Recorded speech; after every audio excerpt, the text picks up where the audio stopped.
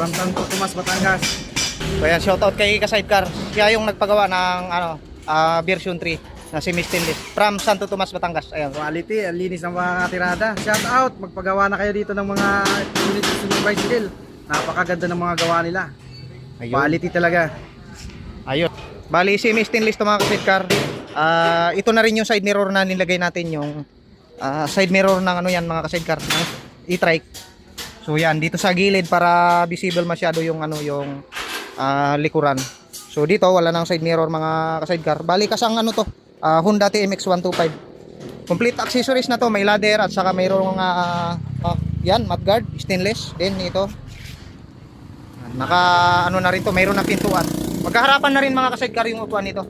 Saka mayroon na ring signal light.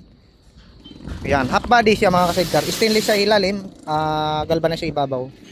Stainless na rin yung kanyang sanipa. So combination ng unit na to ay black at saka blue. Yan. Mayroon ng mga accessories yan mga idol. At mayroon na ring ubal. Ayan yung kanyang kisame. Hindi na lang gaanong kita mga Ka-Sidecar dahil ano na, madilim na. Yan. Mayroon na ring ano dito, hagdan. Okay, mayroon na rin top load.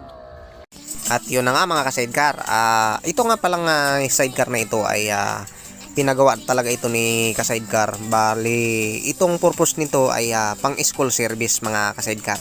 Ayan, hindi na ganong basain sa ulan dahil nga mayroong itong salamin sa magkabila ang gilid mga ka-sidecar. Kakaunting trapal na lang ang gagamitin dito.